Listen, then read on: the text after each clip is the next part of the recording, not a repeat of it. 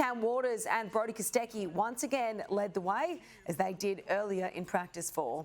The qualifying session was brought to a standstill, though, with over 20 minutes still to run.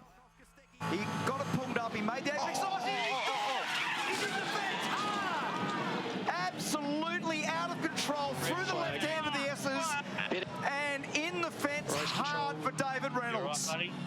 You're right, mate. He was on the radio. He would be filthy. I'm fine. I just like had a massive shot. He caught the curb. All good, mate. So disappointing. All good, mate. So The whole way on the radio to him, it's all good, mate. But he's so angry with himself. This is a bloke who's won this race, had that infamous incident with the dehydration a few years ago as well. I don't know what happened. I just lost the rear and then just continued on. When qualification did resume, Red Bull Ampol's Brock Feeney shot to the front, with Waters and a surprise contender challenging late. A very good lap that might eclipse Feeney. It's a pressure moment. He's got up to position number 2 on a 5.7. Waters has done a 5.6. So far, he is the fastest man. Waters, Feeney and Brown, our championship contenders, are covered by 1/10 of a second. Matt Payne has punched out a 5.6 as well. He's in there by 6/1,000ths of a second. Payne, Waters and Feeney, 1, 2, 3. What a supercar show with 60 seconds remaining. Shell v Power Racing's Will Davison, another late casualty, hitting the wall on the final lap of qualifying, with Nick Percat pulling up alongside the wreck to make sure his fellow driver was okay. Plenty of teams with work to do overnight ahead of the top 10 shootout tomorrow. So Payne emerged on top after what was a brutal qualifying session. The young Kiwi caught up with our Bathurst reporter Jeff Smith. Well, we've got one of the young gun drivers to watch out for, and he's the provisional pole sitter here at Bathurst, Matt Payne. Well done, mate. Talk us through that lap to take provisional pole. Yeah, it was a really good lap. Just managed to put it all together in all 3 sectors. It was pretty tough out there, a tough session. The track was a little bit dirty in places, a little bit of dry dust they put down for the oil, so a bit tricky, but yeah, really happy to get it done at the end of the session. You're saying you had Garth Tander in your ear throughout. What did he have to say? Brake later, get on the throttle earlier, pretty simple. Nah, he's been good, just talking about a little bit of technical terms, just to do with the car, and just really trying to find that extra half a tenth. It's margins are so close, so you have to put everything you have into it. So yeah, pretty happy we could do that. Is it daunting racing alongside such a legend of the sport like him? Nah, it's not daunting. He can be a bit stubborn sometimes, but he's a good guy to have around. I really enjoy having him here. He's obviously got a load of experience, so he's very knowledgeable when it comes to especially races like this. He's won them a few times, so yeah, it's good having him in my corner, and I think we're working well together. Your 3rd time now here at Bathurst. Do you feel more comfortable each time you get here? Yeah, I think you could say that. Yeah, just getting in tune with the track a little bit better, just trusting that the walls are probably, a little bit further away than you think, just getting that little bit closer to them each year. So, maybe one, actually I had a bit of a brush with the wall coming out of the elbow in that session, so probably a little bit closer than I thought. But it's getting better each year I come back, and to be fair, I enjoy it as much as I did the first time I drove out. Yeah, fantastic, mate. Well, you're continuing a proud tradition of New Zealanders that come and race over here.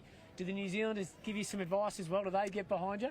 I've got a lot of family back in New Zealand, so I know they'll be all watching and cheering on from back home. So I know my parents will be watching pretty closely. My dad's always watching. So yeah, it's good to have their support. I just recently went back there for a little break, so it's good to catch up with everyone. And yeah, they're just stoked on what I've done and what I've achieved. So it's pretty cool to know that. Yeah, great, mate. And so last one, you're going to be sitting in the car watching 9 drivers go ahead of you tomorrow in the top 10 shootout. How are you going to be coping with all that, and how are you going to be feeling, you reckon? Yeah, it's tough because when we sit in the car, actually there's a big screen right on the hill, so I can see what's going on. But it's probably the best position to be in because the track will be at its coolest, and hopefully we get a little bit of cloud cover tomorrow night. So yeah, hopefully conditions are favouring in terms of me. I feel like I can go out there and do the lap, but we'll have to wait and see. I'll tell you in about 24 hours.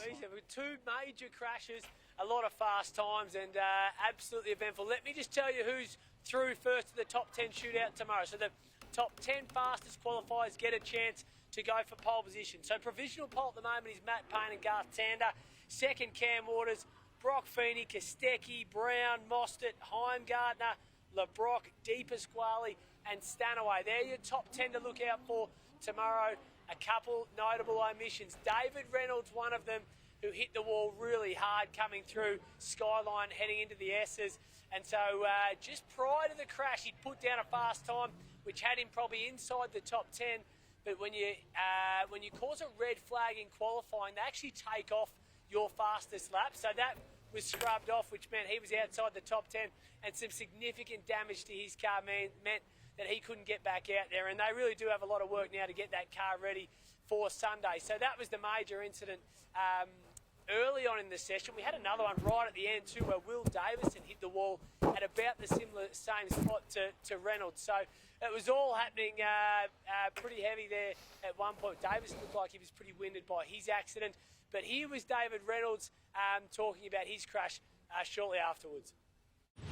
Yeah, I'm fine, more than fine, actually. Like, I'm just really angry that happened, but, you know, like, we're pushing the limits, and every now and again that happens. Obviously, I'm not as skilled as Luffy. He saved it yesterday, and I crashed it. I know you make light of this, but I mean, as you said, it's so easily done. Just tell us where it went wrong for you. Yeah, like, I'm pushing really hard. Obviously, it's qualifying. My car was getting better, and, you know, I probably shouldn't have stayed up at that second lap, because obviously the tyres start to go away and everything gets way more skatey. I'll probably just sort of put the next set on and go. But yeah, I was probably pushing too hard for the condition, and yeah, I got bitten bad. We're glad you're okay. Thank you, Dave. I'll always be okay. So a really tough session for David Reynolds, who will now have 2 practice sessions tomorrow to get that car feeling good again. One guy who was in the top 10 was Cam Waters. He was second fastest. And look, he's a guy that everyone's had pretty high expectations of this weekend. He's had 3 wins already this year, 4th in the standings. He has been on pole twice here at Bathurst before. He'll have a chance to make it 3 tomorrow in the top 10 shootout. I caught up with him just a little earlier. Well, it's been 13 years since Cam Waters debuted in the supercars here at Mount Panorama as a 17-year-old, mate. Can you believe it's been that long? Yeah, a few years ago now. Time flies when you're having fun, right? Yeah, obviously come a long way. It wasn't even on my P place when I started here in the Shannon Supercar Showdown, which I won back then, but yeah, it's pretty cool. What are your memories of that day? I think you crashed out in the end, but what were your memories of 2011? It was, I had so much fun to the lead up. Obviously did a reality TV show to win it, to be here. And then, all the wet sessions all the practice sessions were wet. Obviously binned it in the race, but we fixed it up and got back out there. And I learned so much that weekend. It was so much fun. Now, mate, you've been on the podium 3 times. You had another great chance with James Moffat. Talk to us about your relationship with James. How do you guys get along? Yeah, we've been pretty strong here in the past. It's our 4th year together, James and I. So it's so easy. Like, he knows all the guys. He sits in my seat. He knows how I drive the car and what I want from the car. So it's awesome to be, teaming up with Moff, and we've come close up here a few times. We just want to get that win. Do you hang out much outside of racing, or is he different, similar personalities? Oh, when he's building houses flat out, so he's a bit hard to kind of get hold of, but we play a bit of golf together, and yeah, we chat all the time. What about you, mate? It's been an interesting year. You went off to the NASCAR. What was that experience like for you? Yeah, I guess with the supercar stuff, it was a bit of a rough start, and then got going, and then managed to go over to America and do a few NASCAR races. So a couple of truck races on ovals, which is kind of a bucket list thing for me, and then raced Sonoma in a cup car, which was unreal. Absolutely loved it, had a ball. Got taken out, but that was okay. Hopefully we can do some more next year. You want to go eventually full-time down the track, or what's your goals with it? I'll never say never, but I love what I'm doing here, and I love being able to kind of step out of this category at times and, try myself, sprint cars or NASCAR or whatever that is. So I think for now I'll just keep doing that, and never know what may happen down the track. You guys are certainly in the picture this weekend. What's it going to take to get on that top step, you reckon? Oh, have a fast car, no mistakes, and just got to kind of get to the end of the race, really. I think this race being 1,000 Ks, things happen, reliability issues, people make mistakes, all that stuff. So hopefully we have a clean day and we can get it done.